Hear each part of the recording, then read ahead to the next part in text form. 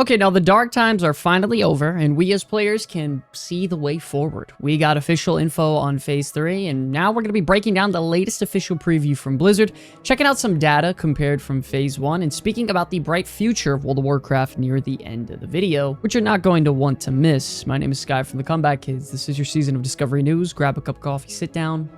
We got a lot to discuss. By the way, if you're interested in leveling up efficiently and finding your runes quickly and painlessly as possible, check out in the description below our Rested XP link. Not only by doing this, you support the channel, but you gain direct benefits as well. It's literally the best guide out there for World of Warcraft. I promise, won't be disappointed.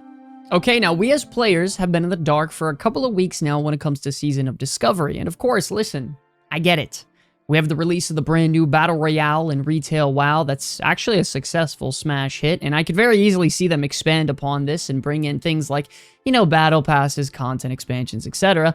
We also have World of Warcraft Cataclysm dropping very soon, and the developers being forced to, divvy up some of their attention over to that version of WoW, since it does cater to the classic WoW team, but it seems that Season of Discovery is finally at the forefront of all the World of Warcraft news. That's right, because Blizzard just released a full Phase 3 preview video yesterday on their YouTube, pretty much without warning to the public at all. Now listen, I'd be lying if I said I wasn't starting to worry a little bit about Phase 3, because Phase 1 was exactly 10 weeks long, and that would have meant that the release for Phase 3 would have been around April 18th, and we hadn't got any news on the game up until yesterday, and that just didn't really seem possible to me. To everyone's very, very big surprise, though, we woke up yesterday, and not only did we get news, it was announced that the next phase is going to be released on April 4th, which is a little over a week away, falling on a Thursday. Now, I do think everyone would prefer them to release these big content patches on Fridays to help line up, with work schedules and stuff like that, but at this point, I think we'll all take what we can get here. Now,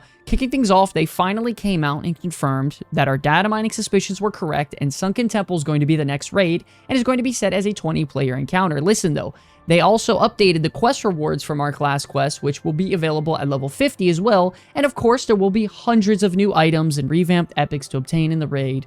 All that fun stuff which comes with a brand new raid being implemented. They did state that there would be 8 bosses total within the raid, and they even revealed 5 to us in the preview, but left out the other 3 for us to explore on our own, which I think is really cool also. They also went on to display a few pieces of loot that are obtainable within the raid, but a very big emphasis was that there's going to be class tokens coming back once again that we saw in Phase 2, and listen, I think we can all agree that the class token system is a fantastic addition that came inside of Phase 2, but there were still some issues with having to, roll against 8 other classes once that class token dropped, and it just felt like you never had the opportunity to get the loot catered specifically to you. So what they ended up doing was splitting the class tokens in half, now making them class specific and making you roll up against 4 other classes rather than you going up against the usual 8. You go ahead and combine that with the fact that there's 20 people in the raid tier, it would have been a really big, problem, and probably caused a lot of drama if they kept it the way it was. So that's a very, very good change for players. I'm all for the new class tokens. They also showed off some of the classic nostalgic epic pieces like the Embrace of the Wind Serpent for healers, as well as the Dragon's Cry epic one-handed sword that they even added a brand new glow effect to the weapon, which is really nice to see as well. Additionally, they carried forward some of the work they did in the previous phases, which was they updated some of the dungeon loot obtainable for all of us, so our gear doesn't feel too overpowered heading into the next raid tier. For example, we saw some of the changes inside of Scarlet Monastery for Phase 2, and now we are seeing some changes for Maradon, with examples being, Princess's Scepter being a strong weapon for feral DPS out there, which leads us to believe that Maradon and all the other dungeons can supply us with really nice loot, giving us our pre-raid best in slot, or at least some of it. Now, transitioning over to the rune topic, they went on to display 2 runes for each class that all seem to have been pretty much data mined as of a couple months ago. Now, of course, we don't know for sure if that means the rest of the runes out there are something that we've seen before, but it is a possibility, so try not to keep your expectations, too high, and try to stay grounded here, ladies and gentlemen. A couple of interesting ones that weren't in the data mines, though, was Gladiator stands for Warrior, Riptide and Mental Dexterity for Shaman, which they desperately needed it, and that Warlocks have the opportunity now to summon a brand new demon other than the Felguard, which they want to leave us to explore as well in this phase. Not the only new demon you can summon this phase, but I'll let you discover that on your own. I know a lot of people out there are begging for the developers to, take a bunch of time and to invent brand new spells that are never before seen. Listen, I would love something like that too. I just think we all need to remember that each phase has a very set time frame and schedule. And I'm sure with the small team that they have, it just doesn't really seem possible for them to be using a bunch of time to create brand new animations, effects, as well as testing these abilities that have never been before seen inside of WoW. So personally, I would rather them focus on brand new content and activities for us to participate in, and it seems like they went in that direction with what we're going to be talking about next. Nora then came on in the discussion preview to then talk about PvP and specifically the work they're partaking in trying to balance the, one-shot meta we currently have, because it is a very big problem right now in Season of Discovery.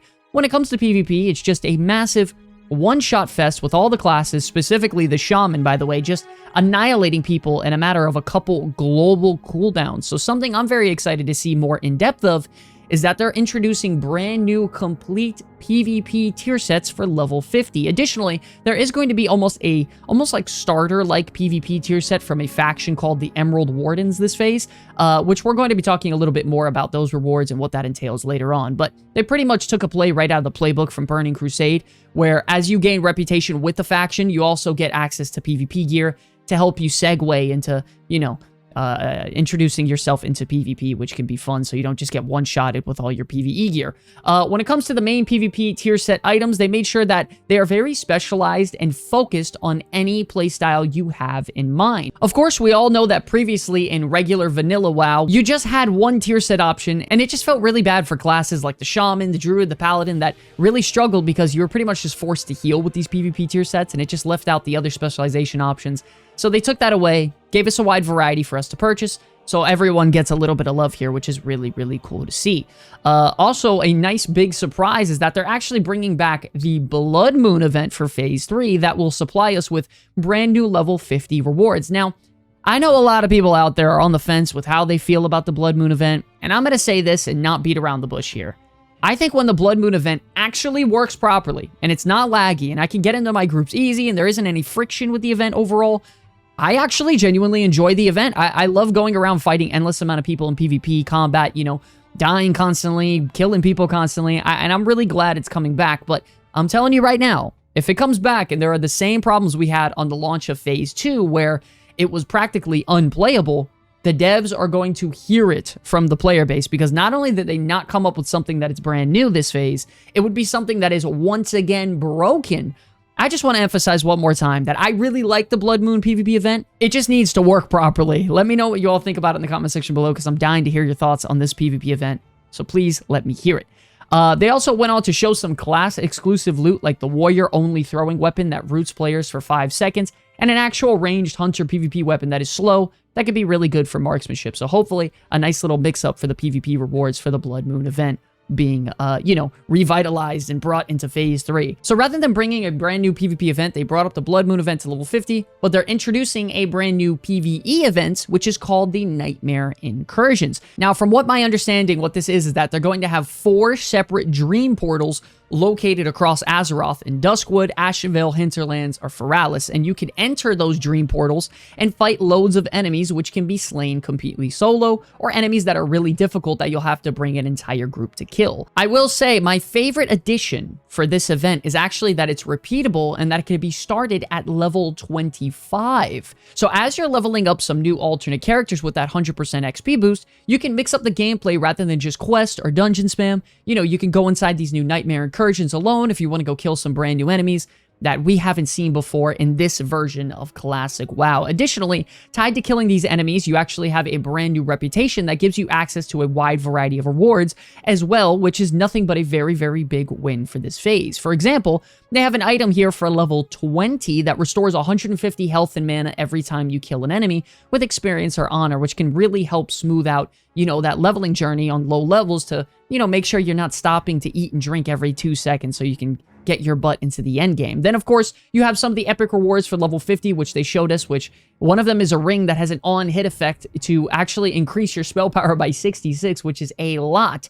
And then lastly, they displayed the PvP set for level 50 players as well to incentivize you for participating in PvE events, but not crippling you if you want to participate in PvP as well. Once again, these reputation rewards for the PvP gear, they aren't as good as the strict PvP gear, but they're good enough to at least get you started, which is a good change as well. When it comes to professions, they're going to be giving us brand new quest lines to push us into the brand new PvE Nightmare incursions, as well as the Sunken Temple raid. They also admit that having the heavy price tag of all these profession items for Phase 2 was simply just too taxing on the player base, and that they will essentially be free this phase, making it a lot more accessible to all the players out there. Nora actually went on to show us some epic loot, as well as explain to us that professions will go all the way up to level 300 this phase, and that the brand new specialization quests and recipes will be available to some professions out there, such as Potion Master, Elixir, and Flask Master for alchemists out there. Now, I don't know about you all, ladies and gentlemen, but I love that in the Burning Crusade, each individual crafter had their own mastery, whether it be alchemist or having an axe master for blacksmithing or stuff like that. I love exclusivity when it comes to player choice, because it always feels like I have my own part to be played and my own gameplay style catered toward me based off my selection only. So I always really, really love that sort of deal. And speaking of gameplay styles catering toward myself, Agron actually went on moments after Nora to explain to us that dual talent specialization is coming as well for a small price that you can purchase. He additionally teased a second offer from the dwarf that you purchase dual spec from as well, which is going to be unknown for now, and it's going to be something that, a lot of us players need to keep an eye out on, because you never know what's coming inside a Season of Discovery. I know dual specialization is a very big deal in World of Warcraft, and a lot of us were pushing for it to come last phase, but nevertheless, I'm really glad it's coming this phase, so having that freedom to play however we want as players is going to be really fun, pairing with, the Season of Discovery's main premise being all about flexibility, discovering, swapping in and out whatever you want at any time. Having that combination with dual spec is going to be really, really, fun and emphasis on the new Season of Discovery style of play. Easily one of the biggest changes is going to be right at launch of Phase 3. The players are going to get an experience boost of 50% from levels 40 to 49. That's right, ladies and gentlemen, you heard that right. Of course, you as a player have the option to go turn this off at the Innkeeper, but at the start of Phase 3, we're going to be getting into these later levels a lot faster than we normally would, and the developers made it clear that they don't want it to seem like a slog in the seasonal style of play, which each phase lasts roughly about 2 months. So,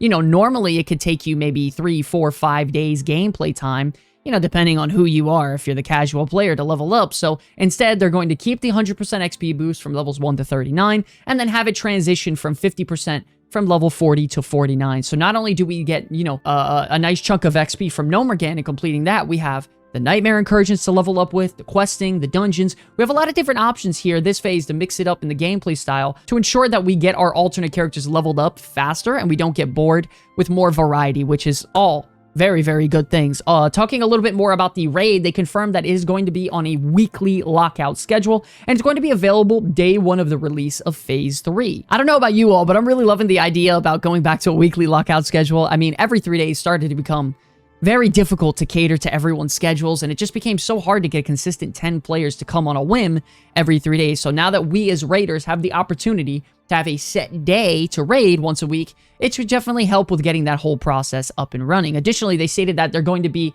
and I quote, very generous with drops to compensate for the fewer total number of lockouts we're going to have this phase. I'm actually very curious to see what they mean by very generous, because not only is it on a weekly lockout, we're going to have to compete against 19 other players for loot, and unless we start raiding week 1, I mean, we'll only have roughly 8 or so lockouts per character, which is a lot less than what we normally accustomed to getting in our 3-day lockout schedule for Phase 1 and 2. And of course, a couple final things to note about this presentation is that they're going to be adding what is called a weapon skill upgrades to all races in the game, which allow you to upgrade up to 2 of your weapon skills with a bonus of 5 that you can change and swap whenever you'd like on the fly. So, for example, if you're a warrior that is a Tauren and you just acquired a 2-handed mace that you really like, you can equip your +5 weapon skill to maces and have an increased chance to hit with that weapon. Overall, great change to show that race shouldn't matter too much and be detrimental to melee DPS classes in the endgame. And lastly, they announced that they are going to be adding off-spec tier sets to raids,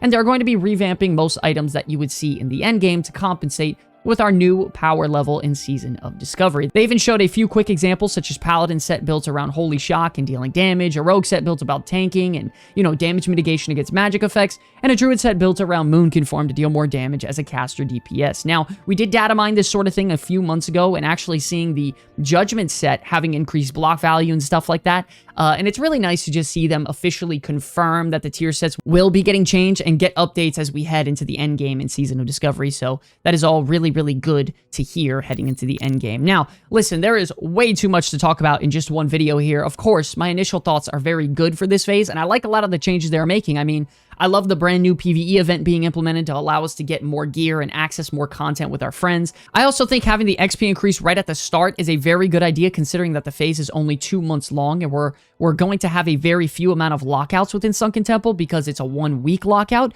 So hopefully not too many people are going to miss that before Tuesday, which is like 3.5-ish days before that day. I think having a brand new reputation to farm out, as well as brand new PvP tier sets to farm out, to focus on damage mitigation by increasing the amount of stamina we have to sort of counter the burst meta we're in right now, is a great idea, and hopefully it succeeds. I don't know, it may not be enough, it may be, I don't know, we're gonna have to see.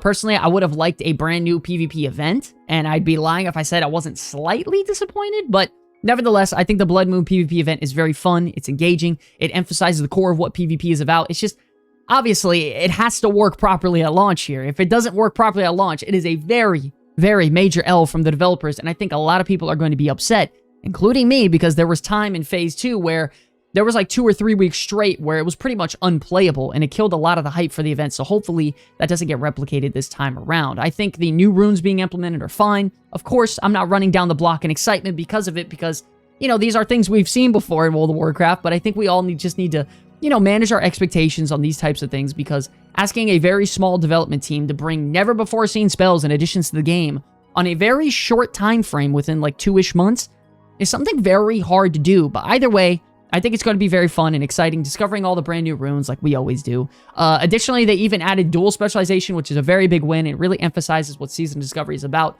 which, is all about flexibility, changing your class however you like on the go. I mean, there are plenty of times where I'm running dungeons or doing any other content where I'd like to just swap my spec whenever I'd want, because, I don't know, I get the urge to play something else. And catering to that sort of a, thing is a very big win in my opinion. I think Sunken Temple also being the main raid is going to be cool as well.